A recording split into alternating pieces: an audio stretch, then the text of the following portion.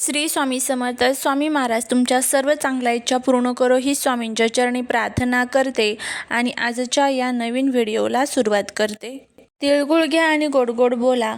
तुम्हाला सर्वांना मकर संक्रांतीच्या हार्दिक शुभेच्छा. उद्याचा दिवस अतिशय खास आहे. उद्या मकर संक्रांत तर आहेच, पण सोबतच उद्या षटतिला एकादशीचा अत्यंत शुभ संयोग जुळून आलेला आहे.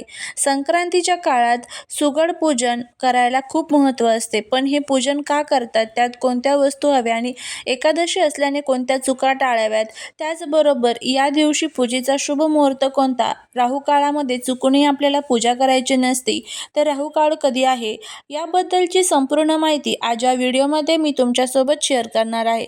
त्यामुळे तुम्ही हा व्हिडिओ स्किप न करता शेवटपर्यंत पहा. चॅनलवरती जर तुम्ही नवीन असाल तर चॅनलला सबस्क्राईब करून कमेंटमध्ये ओम सूर्याय नमः लिहायला अजिबात विसरू नका, जेणेकरून भगवान सूर्यदेवांची तुमच्या कुटुंबावर, मुलांवर अगदी भरभरून अशी कृपा होईल. संक्रांत हा सण निसर्गाप्रती कृतज्ञता व्यक्त करण्याचा सण आहे. सुगड म्हणजे सुघट, चांगला घट, नवीन धान्य, फळ आणि निसर्गातील अण्णांचा सन्मान करण्यासाठी हे पूजन केले जाते. यात आपण सुगडाची पूजा करून समृद्धी आणि चांगल्या आरोग्याची प्रार्थना करतो. हे मातीचे सुगड म्हणजे पृथ्वी तत्वाचे प्रतीक मानले जाते. सुगड पूजनासाठी 2 किंवा 5 मातीचे सुगडे लागतात. त्यामध्ये खालील वस्तू आपल्याला भरायच्या असतात. त्यामध्ये नवीन धान्य म्हणजे त्यामध्ये हरभरा, गहू, तांदूळ, हंगामी फळे, बोरे, उसाची कांडे, गाजर, ओल्या हरभऱ्याची घाटे. संक्रांतीचा मुख्य प्रसाद म्हणजे तिळगुळ. त्यानंतर हळदी कुंकू, गंध, अक्षदा, सुगडाला वरून गुंडाळण्यासाठी कापूस सुद्धा आपल्याला लागतो. आता सुगड पूजन हे कशा पद्धतीने करत असतात. सुगड पूजनासाठी सर्वात प्रथम स्वच्छ आंघोळ करावी. आपली रोजची काही देवपूजा असेल तर ती देवपूजा करून घ्यावी आणि त्यानंतर आपल्याला हे सुगड पूजन जे आहे तर ते करायचं असतं. सुगड पूजनासाठी एक पाट घ्यावा. पाटावरती छान एखादं लाल वस्त्र टाकावं, रांगोळी काढावी आणि त्यावरती तुम्हाला सुगड जे आहे तर ते मांडायचे आहेत. तुमच्याकडे जितकी सुगड घ्यायची पद्धत असेल तितके सुगड तुम्हाला घ्यायचे आहे. सुगडांना हळदी कुंकवाचे 5 आडवे बोटे ओढायचे आहे. सुगडामध्ये वर सांगितलेले सर्व धान्य आणि वस्तू भरायच्या आहेत. त्यानंतर अक्षदा आणि फूल व्हायचं आहे. देवासमोर दिवा लावून आणि धूप दाखवून मनोभावे प्रार्थना करायची आहे. पूजा करताना किंवा सुगड अर्पण करत असताना मंत्र म्हणायचा आहे. रोग शोक परितापम पापम च हरमे शुभे यथाम तम सर्वगा देवी तत्वमे कुरु मंगलम. आता याचा अर्थ कसा आहे की हे देवी, माझे रोग शोक आणि पाप दूर करून माझे मंगल कर, असा या श्लोकाचा अर्थ आहे. आता हा जो श्लोक आहे तर तो मी तुम्हाला डिस्क्रिप्शन बॉक्समध्ये देईन, पण जर नाही शक्य झालं तर तुम्ही हा जो व्हिडिओ आहे तर तो प्ले करून तिथे तुम्ही नमस्कार करू शकता. फक्त तुम्ही हा श्लोक जो आहे तर तो ऐकला तरीही चालेल. अशा पद्धतीने आपल्याला हे सुगड जे आहे तर ते पूजायचं असतं. त्याचबरोबर प्रत्येक सुगडासमोर तुम्हाला विड्याच्या पानावरती जे आपलं साहित्य असतं, नारळ, हळकुंड, खोबरे, बदाम, खारीक, सुपारी, जे 5 वस्तू असतात त्या तुम्हाला ठेवायच्या आहेत. 5 विडे भरायचे आहे. तुमच्याकडे जर फक्त एकच विडा भरत असेल तर एक विडा जरी ठेवला तरी चालेल. त्या विड्याचं सुद्धा हळदी कुंकू अक्षदा वाहून पूजन करून घ्यायचं आहे. सर्वात प्रथम ज्यावेळेस सुगड आपण पूजणार आहोत त्याच्या अगोदरच आपल्याला गणपती बाप्पांची पूजा करून घ्यायची आहे. देवी लक्ष्मी, भगवान विष्णूंचा नमस्कार करायचा आहे आणि त्यानंतर आपल्याला सुगड पूजन जे आहे तर ते करायला सुरुवात करायची आहे. आता या दिवशी काय करावे, सकाळी लवकर उठायचे आहे. पाण्यामध्ये थोडेसे तीळ टाकून अंघोळ करायचे आहे. गरजूंना तीळ, धान्य किंवा उबदार कपड्यांचे दान करावे. एकादशी असल्याने विष्णू सहस्रनामाचा पाठ हा आवर्जून करावा. उद्या एकादशी असल्याने चुकूनही तांदूळ म्हणजेच भात जो आहे तर तो खाऊ नका. त्याचबरोबर या दिवशी कोणाबद्दलही वाईट बोलू नका, रागवू नका.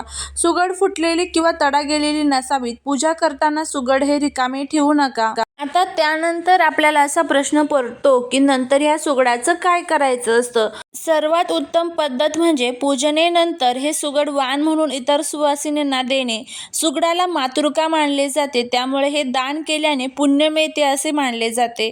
जर तुम्ही सुगड दान केले नसतील तर त्यातील धान्य, हरभरे, बोर, ऊस, गाजर, तिळगुळ घरातील मुलींना, सदस्यांना प्रसाद म्हणून द्यावे. आणि पूजा संपन्न झाल्यानंतर रिकाम्या सुगडांचा वापर खालील प्रकारे करू शकता. ही सुगड मातीची असतात, त्यामुळे ती स्वच्छ धुवून तुम्ही घराच्या बाल्कनीत किंवा अंगणात पक्ष्यांना पाणी पिण्यासाठी ठेवू शकता. सुगडाचा आकार लहान असल्याने त्यात माती भरून तुम्ही लहान रोपे लावू शकता. ते कुंडी म्हणून अतिशय सुंदर दिसतात. जर तुम्हाला ती ठेवायची नसतील तर ती इकडे तिकडे न फेकता एखाद्या झाडाच्या मुळाशी किंवा बागेत व्यवस्थित ठेवावीत. काही काळाने ती मातीत मिसळून जातात. जुन्या प्रथेनुसार नदीत विसर्जन केले जायचे, पण सध्या प्रदूषणाचा विचार करता वाहत्या पाण्यात प्लास्टिक किंवा इतर साहित्य न टाकता केवळ मातीची सुगड विसर्जित करावी. सुगड ही पूजेतील पवित्र वस्तू असल्याने ती कचऱ्यात किंवा अस्वच्छ ठिकाणी फेकू नये. ती मातीची असल्याने ती निसर्गात सहज विरघळतात, त्यामुळे त्याचा वापर बागेसाठी करणं हा सर्वात चांगला पर्याय असणार आहे. सुगडाला हळदी कुंकवाच्या उभ्या रेषा लावल्याशिवाय पूजा करू नये. तसेच त्यांना नवीन पांढरा दोरा गुंडाळल्याशिवाय त्याची पूजा करू नये. चुकीचे धान्य टाळा. सुगडामध्ये घालायचे धान्य फक्त हरभरा, गाजर, ऊस, बोरे, शेंगदाणे, गव्हाच्या ओंब्या ताजे असावे. शिळे किंवा खराब झालेले साहित्य वापरू नका. परंपरेनुसार किमान 5 सुगड पूजली जातात, त्यापेक्षा कमी उपवास वगळता पूजने टाळावे. मकर संक्रांतीच्या सूर्योदयाच्या वेळी किंवा शुभ मुहूर्तावर स्नान केल्याशिवाय पूजा करू नये. अशा पद्धतीने हे जे छोटे छोटे नियम आहेत तर ते आपल्याला पाळायचे आहे. आता त्यानंतर आपण बघूया की मकर संक्रांतीमध्ये जर आपण राहू काळात पूजा केली तर त्याचे कोणते जे दुष्परिणाम आहेत तर ते आपल्याला भोगावे लागतात. राहू हा एक तमोगुणी आणि छायाग्रह आहे. राहू काळात शुभ कार्य किंवा पूजा करणे टाळले जाते. राहू काळात जर पूजा केली तर सुरू केलेल्या कामात विनाकारण अडथळे येतात किंवा ते काम पूर्ण होण्यास विलंब होतो असे मानले जाते. त्याचबरोबर असेही मानले जाते की या काळात केलेल्या पूजेचे किंवा धार्मिक विधींचे पूर्ण पुण्य फळ भाविकाला मिळत नाही, कारण राहू त्या ऊर्जेत व्यत्यय आणतो. त्यानंतर राहू काळात घेतलेले निर्णय किंवा केलेला संकल्प अनेकदा चुकतात किंवा मनात गोंधळ निर्माण होतो.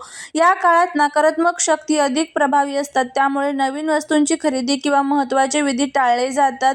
जर चुकून राहू काळात पूजा झाली तर घाबरण्याचे कारण नाही. ओम नमः शिवाय किंवा विष्णू सहस्रनामचा जप करून मनातील दोष दूर करता येतात. त्यानंतर आपण या दिवशी राहू काळ कधी आहे तर ते आपण बघूया. तर राहू काळ हा प्रत्येक दिवशी साधारण 1.5 तासाचा असा असतो. तो अशुभ मानला जातो. 14 जानेवारी 2026 बुधवार या दिवशी राहू काळ जो आहे तर तो दुपारी 12:30 पासून ते दुपारी 1:49 असणार आहे. तर या राहू काळामध्ये चुकूनही आपल्याला पूजन जे आहे तर ते करायचं नाही. आता सुगड पूजनाचा जो मुहूर्त आहे, शुभ मुहूर्त, तर तो आपण बघूया. सुगड पूजन साधारणपणे संक्रांतीच्या दिवशी सकाळी किंवा पुण्य काळात केले जाते. तर 14 जानेवारीच्या सकाळी किंवा दुपारी 3:13 नंतरची वेळ पूजनासाठी अतिशय उत्तम असणार आहे. तर जर तुम्हाला सकाळी सुगड पूजन करायचे असेल तर मग तुम्हाला ते 12 वाजायच्या अगोदरच करायचे आहे. आणि जर तुम्ही दुपारून सुगड पूजन जे आहे तर ते करणार असाल तर मग तुम्हाला 3:13 नंतर हे सुगड पूजन जे आहे तर ते करायचे आहे. कारण राहू काळ हा 12:30 ते 1:45 दरम्यान असणार आहे, त्यामुळे हा काळ आपल्याला पूर्णपणे वर्ज्य करायचा आहे. अशा पद्धतीने आपण सुगड पूजनाची संपूर्ण माहिती बघितलेली आहे. जर तुम्हाला हा व्हिडिओ आवडला तर लाईक, शेअर, सबस्क्राईब करा. श्री स्वामी समर्थ.